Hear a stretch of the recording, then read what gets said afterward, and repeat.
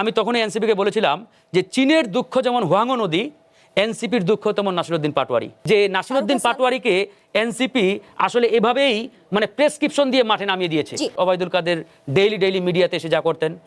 সরকারের সমালোচনা অবশ্যই করা যাবে, কারণ বিএনপি ফেরেস্তাদের দল নয়, বা বিএনপি সরকার যাদের নিয়ে গঠন করা হয়েছে তারা সবাই ফেরেস্তা, বিষয়টা তেমন না, মানুষ।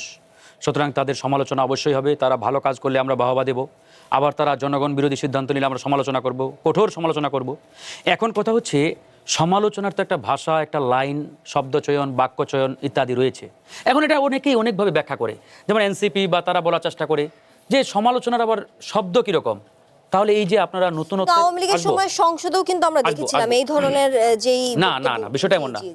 আওয়ামী লীগের আমলে আমরা এরকম দেখেছি বিধায় আমরা আওয়ামী লীগের, আমি সেটা বলছি না, আওয়ামী লীগের পতনের জন্য আমরা হয়নি সেটা আন্দোলন করেছি। হ্যাঁ, এখন কথা হচ্ছে আমরা তো বিগত 54 বছরের যে রাজনৈতিক কালচার, যে রাজনৈতিক আমাদের এই দেশের প্র্যাকটিস, আমরা তো এখান থেকে বের হতে চাই। আমরা বলেছি এই 54 বছরের রাজনীতি আমাদেরকে একটা সভ্য সমাজ দিতে পারে নাই, নতুন রাজনীতি দিতে পারে নাই, আমরা নতুন বাংলাদেশ বিনির্মাণ করতে পারি নাই। এবং এই যে বক্তব্যগুলো, এই বক্তব্যগুলো সবচাইতে বেশি দেয় কে? এনসিপি, যেহেতু তারা তরুণদের দল এবং এই গণঅভ্যুত্থানের ফ্রন্টের মানে মালিকানা তারা দাবি করে থাকে, বা সম্মুখ সারির যোদ্ধা ইত্যাদি, মেনে নিলাম। এখন যারা এটা সবচাইতে বেশি বলে, যারা সবচাইতে এটাকে বেশি নিজেদেরকে দাবিদার মনে করে, তাদের মধ্যে যখন ওই পুরাতন তন্ত্র, ওই পুরাতন জঞ্জাল আমরা দেখতে পাবো, তখনই তো এই প্রশ্নটা জাগবে। ধরুন আপনি বলছেন যে ভাই আমরা একটা নতুন ধারা আপনাদের দিতে চাই, জনগণকে বললেন, তখনই আপনি শুরু করলেন আওয়ামী লীগের মতো গালিগালাজ, ওবায়দুল কাদের ডেইলি মিডিয়াতে এসে যা করতেন। তাহলে জনগণ আপনার কাছ থেকে নতুনত্ব কী পাবে? এখন ধরেন ওনাদের আহ্বায়ক নাহিদ ইসলাম, উনার বক্তব্যে আজ পর্যন্ত আমি দেখি নাই যে কেউ সমালোচনা করেছে। এবং আমি নিজেও মাঝে মাঝে প্রশংসা করি যে নাহিদ আমাদের বয়সে অনেক ছোট হলেও তার যে এখন চেয়ার, তিনি বিরোধী দলীয় চিফ হুইপ এবং সত্যিকার অর্থে একজন পরিপক্ক নেতার মতোই সে বক্তব্য দিচ্ছে। আমরা প্রশংসা করছি না? তাহলে তাদের এই একজনকে কেন্দ্র করে এই যে এত কথা, এত আলোচনা, সমালোচনা কেন? এটা তো বুঝতে হবে।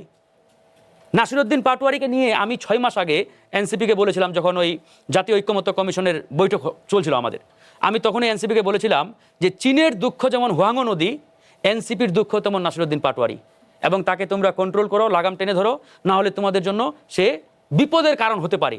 তো ওই যে কথাটা আমার এখন কিন্তু এটা বাস্তবে মিলে যাচ্ছে। এখন দেখেন তারা সমালোচনা করবে, আমি আসছি, তারা সমালোচনা করবে, সরকারের বিরোধিতা করবে, অবশ্যই করবে।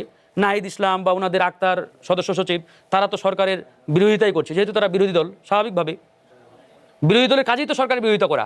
এখন কথা হচ্ছে এই বিরোধিতার তো একটা সিস্টেম আছে, লিমিট আছে, শব্দচয়ন, বাক্যচয়ন। কারণ আমরা তো ওই পুরাতন রাজনীতিতে আর থাকতে চাই না, নতুনত্ব চাই, নতুন বন্দোবস্ত চাই।